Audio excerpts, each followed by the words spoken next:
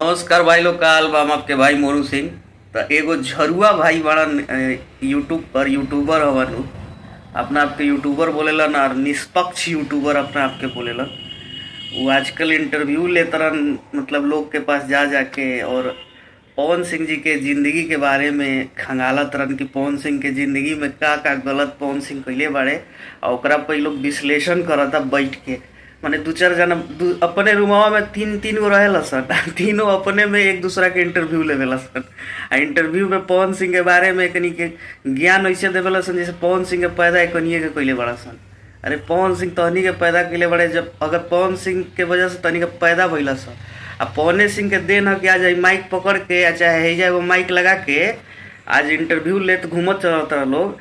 आ एक चीज़ और कहत रसन कि जैसे आपका गाना गाने से घर चलता है, वैसे ही हमारा यूट्यूब पे वीडियो बनाने से घर चलता है। तो आज यूट्यूब पर 2 लोग जान रहा है ना, 4 लोग जान रहा है ना, वो पावर स्टार का देन है कि 4 लोग जान रहा है, ठीक है। नहीं तो तुम लोगों को कुत्ता नहीं पूछता। और बोल रहा है पवन सिंह के फैन लोग को कि पवन सिंह के फैन लोहा फैक्ट्री में काम करते हैं, तो कोई दिहाड़ी मजदूरी करता है, तो कुछ कोई ये करता है, तो वही सब मजदूर, वही सब दिहाड़ी मजदूर, वही लोहा फैक्ट्री वाला काम करता है ना, वही तेरा वीडियो देखता है। और वीडियो देखता है ना तो तेरा कमाई होता है, जिस पर तू इतना उछल रहा है।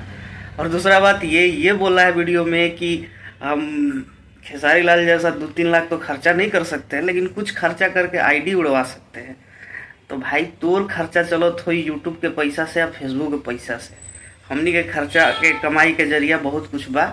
अगर आईडी उड़ियो जाए ना तो नया आईडी बना ले जाए, आईडी के कमी बा, दूसरा आईडी बना के फिर वीडियो बनाए जाए। क्या पवन सिंह के सच्चा वाला फैन हमनी के नहीं जा, तहनी के ना आवस, तहनी के आवस दोगला, कभी हेने कभी होने कभी होने।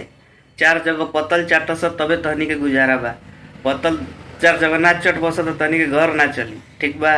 तो 4 जगह के पतल चाट के अपन घर चलाओ सब, बाकी ज्ञान मत दो कि पवन सिंह का हमें, पवन सिंह के हम जीवनी जानतनी है, पवन सिंह के जीवनी के बारे में ऐसा ऐसा बात जानतनी। अरे तो तुम्हें जानत रहो, पवन सिंह तारा बारे में नहीं कौन जानत कि तू का हवा है।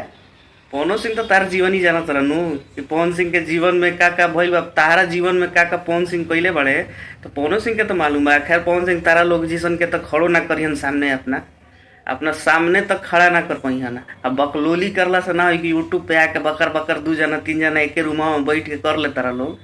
खैर अब बहुत टाइम दे देनी, 3 मिनट टाइम दे देनी तहनी के। बाकी भाई लोग गाना आइल बा पावर स्टार के चदरिए में, गाना बहुत जबरदस्त चलता, गाना आरा के बबुआन भी जबरदस्त चलता। जा लोग गाना सुनल एकदम मस्त, सब गाना मस्त बा।